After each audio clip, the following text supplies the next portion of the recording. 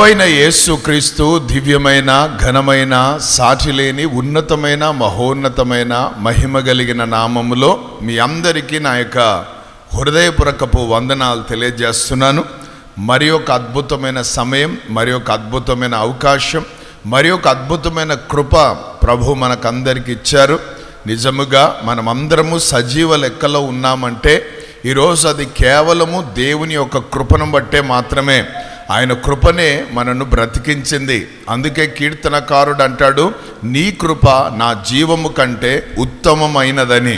ఉత్తమమైన కృపతో దేవుడు మనని అందరినీ కూడా నిలబెట్టిన ఆ రీతిని బట్టి, ఆ విధానాన్ని బట్టి నేను దేవాది దేవునికి ఎంతగానో కృతజ్ఞతాస్తుతులు చెల్లిస్తున్నాను.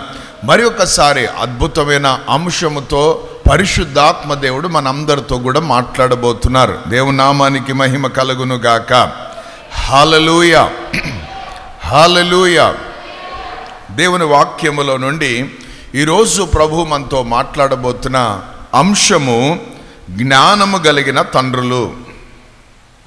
ఏ తండ్రులు? జ్ఞానము కలిగిన తండ్రులు. దేవునికి స్తోత్రం. కొంతమందే బైబిల్లో మనకు తండ్రులు కనబడతారు. ఈరోజు తండ్రుల ప్రసంగం. హల్లెలూయా.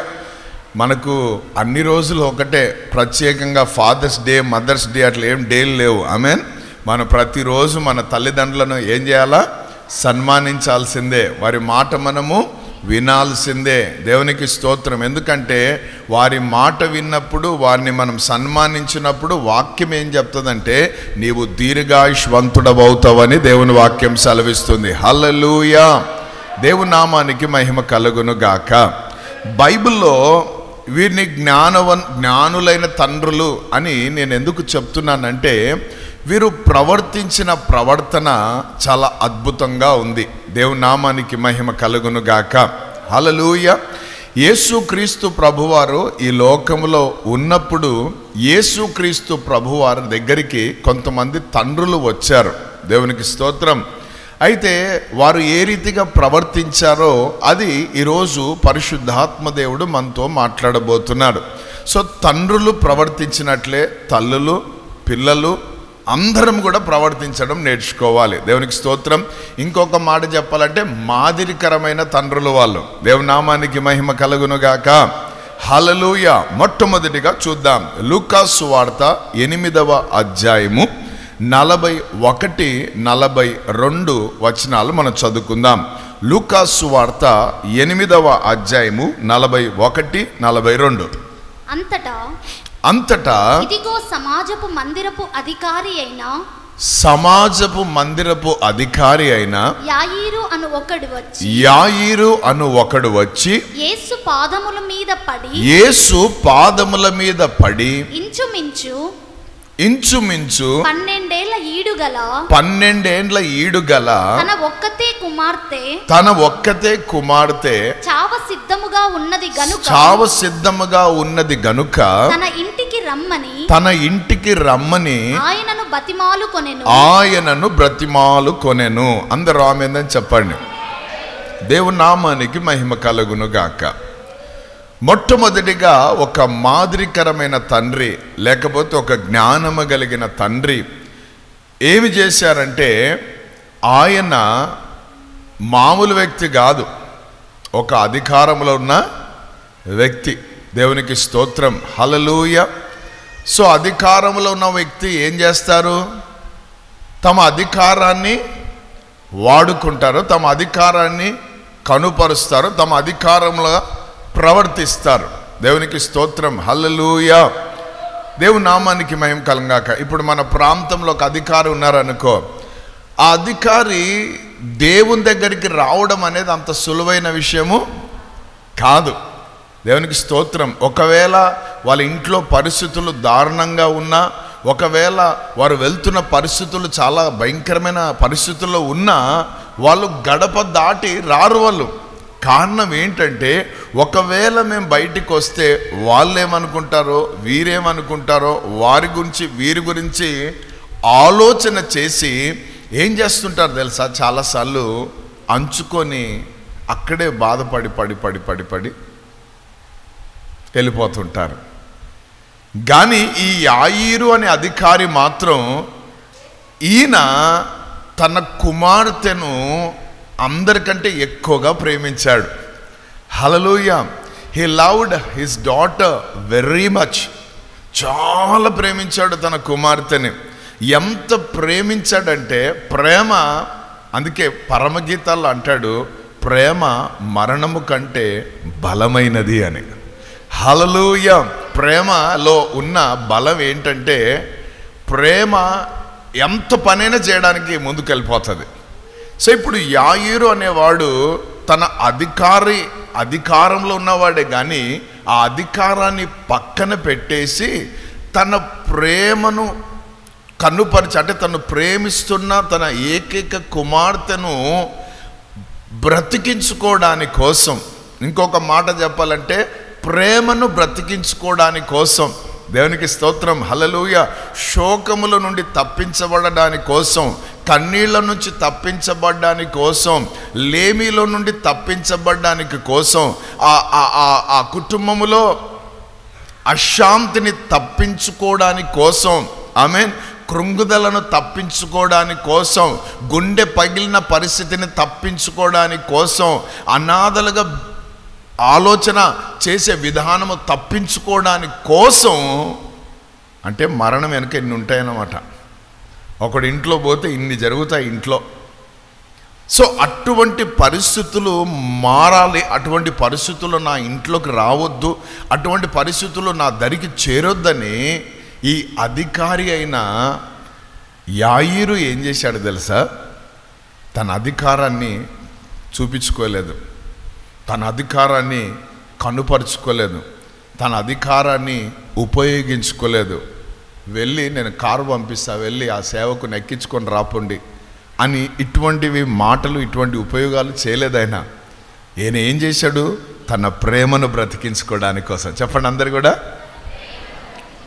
ఇంచుమించు 12 సంవత్సరాలు ప్రేమ అంట అది. హల్లెలూయా. ఈ సైతాన్గాడు ఉన్నాడు కదా, తెలుసు కదా సైతాన్గాడు, వాడు నీ బంగారం మీద కన్నయ్యాడు, నీకున్న పట్టు చీరల మీద కన్నయ్యాడు, నీకున్న భూములపైన, నీకున్న ఆస్తిపాస్తులపైన వాడు కన్నయ్యాడు. వాడు కన్నంతా కూడా మనము దేనినైతే ఎక్కువగా ప్రేమిస్తామో, ఏదైతే మనకు చాలా దగ్గరగా ఉంటుందో, ఇంకొక మాట చెప్పాలంటే దేన్ని బట్టి మనం సంతోషిస్తుంటామో, దేన్ని బట్టి మనం ఆనందిస్తుంటామో, దేన్ని బట్టి మనం మురిసిపోతూ ఉంటామో, దేన్ని బట్టి మనము కదా ఒకలాంటి ప్రశాంతత, నెమ్మది అనుభవిస్తుంటామో, దాని మీద కొడతాడు వాడు. అవునా కదా? హల్లెలూయా. బాగా వస్తూ వస్తూ సడన్గా ఆగిపోయారు. పరిస్థితి ఏందనంటే దేవుడు అన్యాయస్తుడు అని అంటారు. ఎందుకు అన్యాయస్తుడు అంటే నా కొడుకుని తీసేసుకున్నాడు దేవుడు. ఆ కొడుకు పుట్టినప్పుడు డాక్టర్లు ఏమన్నారంటే 6 నెలల కంటే 7 నెలల కంటే బ్రతకడని చెప్పారు. అటువంటి పరిస్థితుల మధ్యలో ప్రభు దగ్గరికి వచ్చి ప్రభు సన్నిధిలో వాళ్ళు తగ్గించుకొని ప్రార్థన చేసి అన్ని చేస్తే దేవుడు కనికరించి ఆయుష్ను పెంచాడు. ఎంత పెంచాడు తెలుసా? 21 ఏండ్లు పెంచాడు. 21 ఏండ్లు పెంచిన తర్వాత దేవునికి ఇష్టమైంది అది. తను ఇష్టమైన వాడిని పిలుచుకుంటాడైనా. పిలుచుకుంటే వీళ్ళేమంటారు? దేవుడు అన్యాయస్తుడని. ఎట్లా, ఏ రీతిగా అన్యాయస్తుడు? అందుకే నేను అంటాను, అద్భుతాలు కాదు, ఆశ్చర్యకార్యాలు కాదు, సూచక క్రియలు ఇవన్నీ కాదండి. మొట్టమొదటిగా ఏ దేవుడైతే నిన్ను పిలిచాడో, ఏ దేవుని సన్నిధిలో అయితే నువ్వు కూర్చున్నావో, ఆ దేవుని మొట్టమొదటిగా బాగా అర్థం చేసుకో. You should understand whom you are serving. నువ్వు ఎవరినైతే ఆరాధిస్తున్నావో, ఎవరినైతే పూజిస్తున్నావో, ఎవరినైతే ప్రార్థిస్తున్నావో, ఎవరి సన్నిధిలో అయితే నువ్వు కూర్చున్నావో ఆయనను మొట్టమొదటిగా బాగా తెలుసుకో. ఆమేన్. నేను gifts of the Holy Spirit గురించి, fruits of the Holy Spirit గురించి, అంటే ఆత్మ వరాల గురించి, ఆత్మ ఫలాల గురించి, మర్మాల గురించి నేను తెలుసుకోవాలనుకుంటే అవన్నీ పక్కన పెట్టి అసలు యేసు ఎవరో తెలుసుకో. నాకు అనిపిస్తుంది ఆ యేసు గురించి తెలుసుకోవడంలో మన ఆయుష్ మనకు సరిపోదేమో. అంత ఉంది యేసయ్యలో. హల్లెలూయా. చాలామంది అబ్రాహామును, ఇస్సాకును, యాకోబును, దావీదును, యెహోషువను కదా, మోషేను, ఇటువంటి వాళ్ళని అందరినీ తెలుసుకోవడానికి ఇంట్రెస్ట్గా ఉంటారు, దాని వెనక పరిగెడుతుంటారు. కానీ యేసును తెలుసుకున్నవారు చాలా తక్కువ. కానీ వాస్తవంగా చెప్పాలంటే యేసునే మనం మొట్టమొదటిగా తెలుసుకోవాలి. Amen, hallelujah. We must come to the knowledge of Christ. ప్రభు యొక్క ఆ యొక్క మంచితనం ఏంటో మనం తెలుసుకోవడం ప్రారంభించాలి. హల్లెలూయా. ఈ అధికారి తెలుసుకున్నాడు. అందుకే దేవుడు అన్యాయస్తుడని చెప్పలేదు, కానీ తన 12 ఏండ్ల ప్రేమ చల్లారిపోకుండా, తన 12 ఏండ్ల ప్రేమ అక్కడే ఆగిపోకుండా, తన 12 ఏండ్ల ప్రేమ అక్కడే ఉండిపోకుండా ఏం చేశాడు తెలుసా? మొట్టమొదటిగా చేసిన అద్భుతమైన పని ఏంటంటే, ఆయన యేసయ్య దగ్గరికి వచ్చి ఆయన పాదాల ఎదుట పడ్డాడు. దేవునికి స్తోత్రం, హల్లెలూయా. వావ్, దేవుని నామానికి మహిమ కలుగును గాక. ప్రేమను బ్రతికించుకోవాలంటే ఆయన పాదాల మీద పడాల. నీ కుటుంబంలో ఉన్న ఐక్యత, నీ కుటుంబంలో ఉన్న సంతోషం, నీ పిల్లల మధ్యలో, నీ మధ్యలో, నీ భార్య మధ్యలో, నీ కుటుంబంలో ఉన్న ఆ ప్రేమతో కూడిన ఆ వాతావరణం అంతా కూడా తారుమారైపోతున్నదంటే నీకు అర్థమైపోవాలి. దేవునికి స్తోత్రం. ఒక్కొక్కరు ఒక్కొక్క స్థితికి వెళ్ళిపోతున్నారంటే నీకు అర్థమైపోవాలి. లోకస్తులు మాట్లాడినట్టు, శరీరానుసులు మాట్లాడినట్టు, లోకంలో ఉన్న వాళ్ళు పలికినట్టు మనం పలకొద్దు. ఎవడి కర్మకు వాడు పోతాడే, ఎవడి కర్మకు వాడే బాధ్యులే. పోదెబోని సస్యసాని పోదెబోని అని దూషించడం కాదు. ఆ ప్రేమను చల్లారిపోకుండా, ఆ ప్రేమను ఆగిపోకుండా, ఆ ప్రేమ నిలిచిపోకుండా నువ్వు దేవుని సన్నిధిలోనికి పరిగెట్టుకుంటా వచ్చి ఆయన పాదాల ఎదుటను సాగిలపడి నమస్కారం చేయాలి. ఆయన పాదాల దగ్గర కూర్చోవాలి. ఆయన పాదాల ఎదుట నిన్ను నువ్వు తగ్గించుకోవాలి. యాయీరు అనే అధికారి అనండి అందరు కూడా. నీ ఇంట్లో నువ్వు అధికారివి. భర్తగా నేను అధికారిని. నా కింద నా భార్య ఉంటుంది, నా పిల్లలు ఉంటారు. నేను అధికారిని. Praise the lord. వారు నా ప్రేమై ఉన్నారు. ఇప్పుడు వారికి నాకు మధ్యలో ఏదైనా జరగడం ప్రారంభమైందంటే వెంటనే మనం తెలుసుకోవాల్సిన విషయం ఏంటంటే, అందుకే పౌలు గారు అంటారు, అపవాది యొక్క తంత్రములను మనం వెరగని వారము. ప్రైజ్ ది లార్డ్, హల్లెలూయా. ప్రాక్టికల్గా చెప్తున్నాను నేను. మా అమ్మ చివరి వరకు కూడా మా రెండో అన్న గురించి చాలా బాధపడింది. ఎందుకంటే ఒక మాట పదే పదే చెప్పేది. అది నన్ను సంఘానికి చెప్పాలనుకుంటే, అందరికి చెప్పాలనుకుంటే ఎక్కడ కూడా, ఒరే మీ అన్న ఒకరోజు తాగి వచ్చాడురా, ఆ రోజు నాకు వాసన వచ్చింది, ఆ రోజే వాడిని చెంపలు పగలగొట్టింటే ఈరోజు ఈ స్థితికి వచ్చేవాడు కాదురా అన్నది మా అమ్మ. అంటే ప్రాబ్లం స్టార్ట్ అయ్యే ముందు నాకు అర్థమైంది, టేక్ ఇట్ ఈజీ పాలసీ అన్నమాట. ఏం కాదులే, లోకంలో ఉన్నాం, ఏం కాదు, లైట్ 3 ounces, ఏం కాదులే. ఏం కాదులే అనుకున్నా చూడు, అదే వాడి జీవితంలో ఒకలాంటి శాపానికి మనకి గురి చేసింది అని నా తల్లి వేదన పడింది. మేమేం మర్మం వెళ్ళి పైనుంచి ఉండి బండోళ్ళం కాదు మేము. హల్లెలూయా. ప్రాక్టికల్. ఏమేన్ నేను ఎప్పుడైనా కూడా నా పిల్లలు కొంచెం అటు ఇటు అయినప్పుడు నాకు అదే గుర్తుకొస్తుంది. నేను ఖండించకపోతే వాళ్ళు ఏమైపోతారు? ఆమెన్. ఖండించడం అంటే నాలుక మరిచి సాగు దెబ్బలు కొట్టడం కాదు. ఆమెన్. 12 ఏండ్ల ప్రేమను బ్రతికించుకోవడానికి అధికారి ఏం చేశాడు? తన అధికారాన్ని ముందుకు రాణించుకోలేదు, తన అధికారాన్ని చూసి గర్వించలేదు, తన అధికారాన్ని చూసి నేను కానికిస్తే యేసుప్రభు వచ్చి బ్రతికిస్తాడని చెప్పలేదు. కానీ ఏం చేశాడు? యేసయ్య ఎక్కడైతే ఉన్నాడో అక్కడికే పరిగెట్టుకుంటూ వెళ్ళాడు. వెళ్ళడమే, ఆయన దగ్గర పోయి ఇట్లా చేతులు మడు మీద పెట్టి చెప్పడం కాదు, నేను సో అని చెప్పురా అని ముందు టంకి లేపించుకోవడం కాదు. ఏం చేశాడు? ఆయన పాదాల ఎదుట పడ్డాడు పోయి. ఆమేన్. అది మామూలుగా కాదట. దేవునికి స్తోత్రం. ఆయన పాదముల మీద పడి, దేవునికి స్తోత్రం, హల్లెలూయా. ఎవ్వరు ఏమనుకుంటే నాకు అవసరం లేదు, ఎవ్వరు ఏం మాట్లాడితే నాకు అవసరం లేదు, నేను మాత్రం ఒకే ఒక ఉద్దేశం కలిగి ఉన్నాను. నా యొక్క వాంఛ, నా యొక్క కోరిక, నా యొక్క తృష్ణ ఏందంటే నాకు నా యొక్క ప్రేమను నేను బ్రతికించుకోవాలి. 12 ఏండ్ల ప్రేమను నేను బ్రతికించుకోవాలి. దేవునికి స్తోత్రం, హల్లెలూయా. తండ్రులు ఆ రీతిగా తగ్గించుకుంటే ప్రేమలు బ్రతుకుతాయి. అద్భుతం చెప్తున్నాను. ఒకవేళ అవి చనిపోయిన స్థితిలో ఉన్నా నా యేసయ్యనే నీతో వస్తాడు ఆ ఇంట్లోకి, ఆ ప్రాంతంలోకి, ఆ ప్రదేశంలోకి, అక్కడికి వచ్చి హల్లెలూయా లేపుతాడైనా.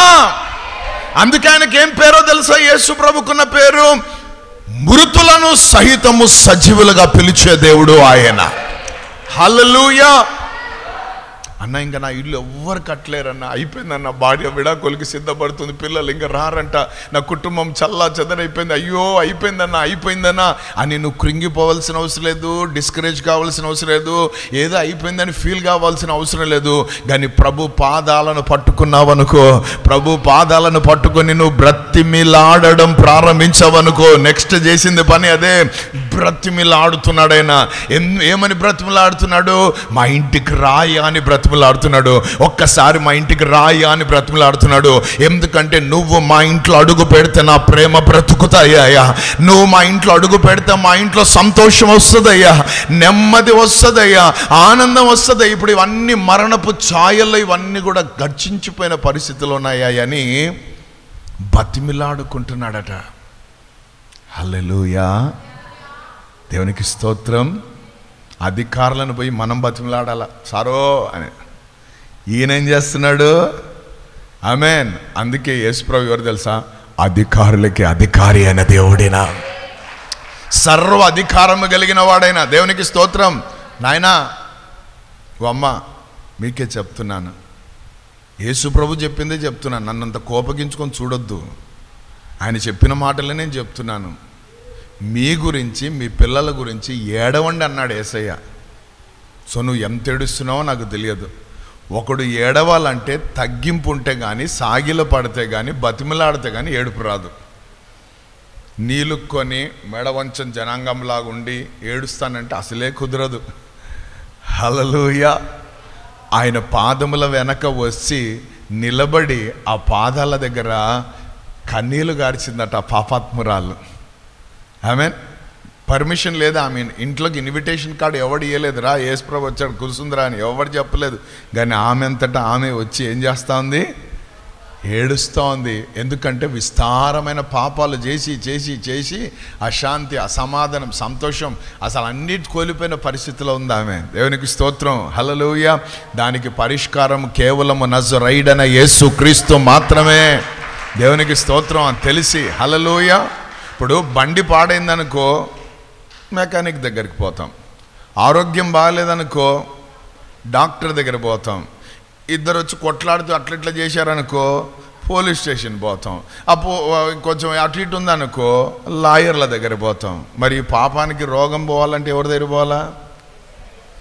ఆయన్నే. మనం తప్పు అడ్రస్ పోతుంటాం. హల్లెలూయా. పాపపు విరుగుడికి మెకానిక్ దగ్గర పోతాం, పాపకు విరుగుడు డాక్టర్ల దగ్గర పోతాం, లాయర్ల దగ్గర పోతాం, ఎక్కడ పరిష్కారము దొరకదు. హల్లెలూయా, హల్లెలూయా. ఎందుకంటే నీ పాపముల నుండి, నీ శాపముల నుండి, నీ రోగముల నుండి, నీ దరిద్రతల నుండి నిన్ను విడిపించడానికి లోకానికి వచ్చిన వాడు నజరేయుడైన యేసుక్రీస్తు ప్రభు. హల్లెలూయా. అటు ప్రేమను బ్రతికించుకోవడానికి ఈ తండ్రి పడుతున్న పాటలు చూశారా? 12 సంవత్సరాల ప్రేమ. హల్లెలూయా. ఒక్కొక్క సువార్తలు ఒక్కొక్కలాగా రాయబడింది. ఒక దగ్గర చావడానికి సిద్ధంగా ఉందని, ఇంకొక దగ్గర అయితే చనిపోయిందని కదా. దేవునికి స్తోత్రం. బోధకుని తొందర పెట్టొద్దని. హల్లెలూయా. గొల్లు చేసే వాళ్ళు ఉన్నారు అక్కడ, ఏడిసే వాళ్ళు ఉన్నారు అక్కడ. ఓ యాయిరు, నీ ప్రేమ కథము, నీ ప్రేమ అయిపోయింది, నీ కుటుంబం అయిపోయింది, ఇంకా అయిపోయి నీ సంసారం అయిపోయింది, ఎత్తిపోయింది పథకం, అయిపోయి అని ఇట్లా గోలు చేసి ఏడిసే వాళ్ళని చూసి యేసుప్రభు అన్నాడు, స్థలమియ్యుడి అన్నాడు. ఏమన్నాడు? ఓ ఏడుపు మొక్కంలారా తొలగండి, స్థలాలు ఇవ్వండి నాకు, ఆమె నేను పోవాలి లోపలికి. ఎందుకంటే ఆమె నిద్రిస్తుంది కానీ ఆమె చనిపోలే. దేవునికి స్తోత్రం, హల్లెలూయా. కాబట్టి ప్రియ సంగమా, ఈ తండ్రిలో ఉన్న గొప్పతనం ఏంటంటే ప్రేమను కాపాడుకోవడానికి అతడు ఏం చేశాడు? తన్ను తాను తగ్గించుకొని, అధికారి అని పక్కన పెట్టి తన్ను తాను తగ్గించుకొని యేసు పాదాల దగ్గరికి వచ్చాడు. నేను అందుకే చెప్తాను, మనము దేవుని దగ్గరికి వచ్చినా కానీ, మందిరానికి వచ్చినా కానీ, దేవుని సన్నిలోకి వచ్చినా కానీ, మనం లోకంలో మనం ఎంత పెద్దవి ఉండొచ్చు అధికారాలు, కానీ ఇక్కడికి వచ్చినప్పుడు మాత్రం ఎక్కడికి అయిపోవాలా? 0 లెవెల్కి రావాలా. దేవునామానికి మహిమ కలుగును గాక. Praise the lord. ఈరోజు కొత్తగా ఒక ఆయన వచ్చాడు, ఆయన బ్యాంకు మేనేజర్ అట. వచ్చి నా దగ్గర చేతులు జోడించుకొని, అయ్యా నేను బ్యాంకులో మేనేజర్ని అయ్యా, నాకు కొన్ని సమస్యలునే ప్రార్థన చేయండి అంటున్నాడు ఆయన. ఏమే, బ్యాంకులో పోతే అంత ఈజీగా దొరకడైనా మనకు, కానీ మందిరం రాగానే ఎట్లా వచ్చేసాడు ఆయన? దేవుని నామానికి మహిమ కలుగాక. అదే దేవుడు కోరుకుండేది, అటువంటిదే దేవుడు చూసేది. హల్లెలూయా. నేను అంటాను, నేను ఎప్పుడు ప్రార్థన చేసుకునేది ఏంటంటే, ప్రభువా నా ఊహల్లో కూడా, నా తలంపులో కూడా, నా మాటల్లో కూడా, నా నడకల్లో కూడా ఎక్కడ కూడా గర్వముగా నేను ప్రవర్తించొద్దయ్యా. గర్వం అనేది నా దగ్గరికి కూడా దరికి కూడా రాకుండా నన్ను కాపాడయ్యా అంటుంటాను. ఎందుకంటే దాంతో సైతాన్గాడు పడిపోయాడు కదా, దాంతో దేవదూతగా ఉన్నోడు వాడు ఎక్కడ ఏమయ్యాడు? కింద పడ్డాడు. ఎందుకు వచ్చిన కూడా పన్నోళ్ళు మన ముందున్నారు. హల్లెలూయా. వాళ్ళకున్న బుద్ధులు మనం పెట్టుకొని పోయి మనం పడ్డాం ఎందుకు? ఆమేన్. దేవునికి స్తోత్రం. మన ముందు ఎవరిని పెట్టుకున్నామంటే, హల్లెలూయా, అతడు ఐశ్వర్యవంతుడై ఉండి కూడా నీ కొరకు నా కొరకు ఏమి చేశాడు? దరిద్రునిగా మార్చబడ్డాడు. దేవునికి స్తోత్రం, హల్లెలూయా. మరణం అగునంతగా తన్ను తాను తగ్గించుకున్నాడు. ఎవరు? యేసుక్రీస్తు ప్రభు. కాబట్టి మనం కూడా అదే స్టైల్లో ఉండాలి. ఆమేన్. సో మొట్టమొదటిగా ఈ తండ్రి ఎంత ప్రేమను కాపాడుకోవడానికి తన్ను తాను తగ్గించుకొని ఆయన పాదాల దగ్గర కూర్చున్నాడు. రెండవదిగా బ్రతిమిలాడుకున్నాడు. దేవునామానికి మహిమ కలుగును గాక. ఒక అద్భుతమైన విషయం ఏంటో తెలుసా? 12 ఏండ్ల ప్రేమను కాపాడుకోవడానికి యేసు ప్రభును తన ఇంటికి ఆహ్వానించి రండయ్య అంటే యేసు ప్రభు అతని యొక్క తగ్గింపును చూశాడు, అతని యొక్క బ్రతిమిలాడుట చూశాడు. వెంటనే అన్నాడు, పదా నేను వస్తున్నాను అన్నాడు అని లేచి బయలుదేరుతా ఉంటే అద్భుతం ఏంటంటే, ఈయన వారి ఇంటిలోనికి వెళ్ళకముందే, ఈయన ఆ ఇంట్లో అడుగు పెట్టకముందే ఆ మార్గ మధ్యలో ఏమైందో తెలుసా? 12 ఏండ్ల రోగంతో ఒక ఆమె బాధపడుతూ ఉంది. దేవునికి స్తోత్రం, హల్లెలూయా. వీళ్ళంతా 12 ఏండ్లు పోగొట్టుకున్న వీళ్ళంతా. ఏమే 12 ఏండ్లతో రక్తస్రావంతో బాధపడుతున్న ఒక స్త్రీ ఉంది అక్కడ. ఆమె విన్నది. దేవునికి స్తోత్రం, హల్లెలూయా. యేసయ్య గురించి విని ఏం చేసిందో తెలుసా? దేవునికి స్తోత్రం. ఆమె మెల్లిగా వచ్చి ఆయన వస్త్రాన్ని ముట్టి ఏమయ్యాది? 12 ఏండ్ల వ్యాధి నుంచి ఆమె పూర్ణ స్వస్థత పొంది నయం చేసుకుంది రోగాన్ని. దేవునికి స్తోత్రం, హల్లెలూయా, హల్లెలూయా. దేవుని నామానికి మహిమ కలుగును గాక. ఆమేన్. మనము పాదాల దగ్గర కూర్చొని ఆయన సన్నిధిలో మనం బ్రతిమిలాడుకొని మన యొక్క పరిస్థితిని మనం ఆయనకు చెప్పడానికి ముందుకొచ్చి పరిస్థితికి ముందు మనం వెళ్తే అద్భుతం ఏంటంటే, నీ పరిస్థితే కాదు, నీ ద్వారా అనేకుల పరిస్థితులు కూడా మార్చగలిగిన దేవుని నువ్వు ఆరాధిస్తున్నావు. హల్లెలూయా. నీ తగ్గింపు, నీ బతిమిలాడుట నీ కాదు, నీ కుటుంబమే కాదు, ఎంతోమందికి ఆశీర్వాదకరంగా ఉంటుంది. ఈ అధికారి తన్ను తాను తగ్గించుకొని తన ప్రేమను కాపాడుకోవడానికి వెళ్ళకపోయింటే ఈ రోగి స్వస్థపడేదో కాదో మనకు తెలియదు. ఏమైనా మార్గం ఎవరు చూపించారు? ఇప్పుడు యాయీర్ అనే అధికారే. దేవునికి స్తోత్రం, హల్లెలూయా. మార్గం మధ్యలో ఏం జరిగింది? స్వస్థత కార్యము జరిగింది. దేవునామానికి మహిమ కలుగునుగాక. హల్లెలూయా. హల్లెలూయా. దాని తర్వాత చూడండి ఇంకొక తండ్రి, మార్కు సువార్త 9వ అధ్యాయం 17వ మాట. తండ్రి అన్న మాట అంత ఈజీ కాదు. ఆమెన్. హల్లెలూయా. నేను తండ్రినైనా అంత ఈజీ కాదు. మా పిచ్చి బాధ్యతలు ఉంటాయి తండ్రులకు. ఓ వండర్ఫుల్ లార్డ్. 9వ అధ్యాయం 17వ వచనమా? మార్కు 9:17. జన సమూహములో ఒకడు బోధకుడా మూగ దయ్యము పట్టిన నా కుమారుణ్ణి నీ యొద్దకు తీసుకొని వచ్చి తిని. అందరూ ఆమెందని చెప్పండి. ఈ డాడీ ఎటువంటి వాడంట? మూగ దయ్యం పట్టిందంట వాళ్ళ కొడుకుకు. ఏ దయ్యం? ఏం చెప్పడన్నా, ఎంత కొట్టినా చెప్పడన్నా, ఎంత తిట్టినా చెప్పడన్నా, ఎంత గిచ్చినా చెప్పడన్నా, వాడి గుండెల్లో ఏముందో తెలియదన్నా, వాడి మనసులో ఏముందో తెలియదన్నా. ఈరోజు అందరి ఏడుపిదే. హల్లెలూయా. మనసులు కలుస్తున్నారు కానీ ఏం కలవడం లేదు తెలుసా? మనసులు కలవడం లేదు. ఇది చాలా బాధాకరమైన విషయం.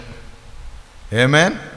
భోజనాల టైంలో అందరు కలుసుకుంటున్నారు, బర్త్డేల టైంలో అందరు కలుసుకుంటారు.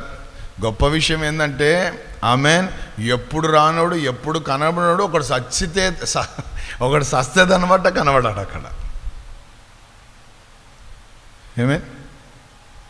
అంటే మనుషులు కలవాలంటే ఒకడు పుట్టాలా, ఒకడు పెళ్ళైనా జరగాల, ఒకడు సావైనా జరగాల. ఇది జరిగితే తప్ప ఆమేన్ రా నా మా ఇంటికంటే పెళ్ళికి వస్తాలే అంటే వాడు అర్థమైంది, వీడు ఎప్పుడు పెళ్ళి కావాలా, వాడు ఎప్పుడు రావాలా. అంటే ఎట్లయిపోయిందో చూడండి ప్రపంచం అంతా ఈరోజు. అవునా కదా? దేవునికి స్తోత్రం. ఆ రోజుల్లో చింత చెట్టు కింద కూర్చొని అందరు మాట్లాడుకునే వాళ్ళంట. ఈరోజు చింత చెట్టు కింద ఎవరు లేరు. ఒకవేళ ఉన్నా కూడా అందరు సెల్ ఫోన్లో ఉన్నారు. సెల్ ఫోన్ తోటే మాట్లాడుకుంటూ ఉంటారు కదా. దేవునికి స్తోత్రం. ఏం పట్టినట్టు? మూగదయ్యాల పట్టినట్టు. మూగతనం అనేది ఏంటి? ఒకడు బాగా మాట్లాడేవాడు సడన్గా మాటలు మానేశాడంటే వానికి ఏం పట్టింది? ఎంత బాగా చెప్పారు. కొంతమంది అర్థం చేసుకున్నారు, మిగతా వాళ్ళు హల్లెలూయా. సో బాగా ఉన్నవాళ్ళు సడన్గా మాట్లాడకపోతున్నారంటే దాని అర్థం ఏం పట్టింది? అటువంటి వాళ్ళని యేసయ్య దగ్గర తీసుకురావాలి. ఆమేన్. హల్లెలూయా. అది మన పరిచర్య. దేవునికి స్తోత్రం. ఏ పరిచర్య? బాగా మాట్లాడేవారన్నా సడన్గా మాటలు మానుకున్నారు, వీళ్ళు కథ ఏందో చెప్దామని తీసుకురావాలి. ఎక్కడికి? యేసయ్య దగ్గరికి. ఆమేన్. ఈ తండ్రి ఏం చేశాడో తెలుసా? వైద్యుల దగ్గరకో, భూత వైద్యుల దగ్గరకో, జ్యోతిష్యుల దగ్గరకో, చెప్పించుకునే వారి దగ్గరకో, లేకపోతే వాళ్ళ దగ్గరకో వీళ్ళ దగ్గరకో తీసుకోపోలేదు. కానీ ఎవరి దగ్గరికి తీసుకొని వచ్చాడంటే నిన్ను స్వస్థపరుచు దేవుడను నేనే అన్న వాని దగ్గరికి తీసుకొని వచ్చాడు. హల్లెలూయా. నోట్లో మాటలు ఇచ్చిన దేవుని దగ్గరికి తీసుకొని వచ్చాడు. ఏమే దేవునికి స్తోత్రం. ఎంత అద్భుతం కదా. ఈరోజు దీని ద్వారా దేవుడు మనతో మాట్లాడుతుంది ఏంటంటే, నీ సమస్య ఏదైనా కావచ్చు, నీ ఇరుకులు ఇబ్బందులు ఏవైనా కావచ్చు, నీ అవసరత ఏదైనా కావచ్చు, నీకు ఏదైనా కావచ్చు, ఆ పరిస్థితిని అంతా కూడా యేసయ్య దగ్గరికి తీసుకొని రావాలి. అందరూ ఆమేన్ చెప్పండి. హల్లెలూయా, హల్లెలూయా. యేసయ్య దగ్గరికి పరిస్థితిని తీసుకొని వస్తే ఆ పరిస్థితిని మార్చడంలో యేసయ్య కంటే మించిన వాళ్ళు ప్రపంచంలో ఎవరు లేరు, ఎవరు ఉండరు కూడా. దేవునికి స్తోత్రం. హల్లెలూయా. అందుకే ఆయన గురించి సాక్ష్యం ఏంటో తెలుసా? ఈయన అన్నీ బాగుగా చేయుచున్నాడు. Praise the lord.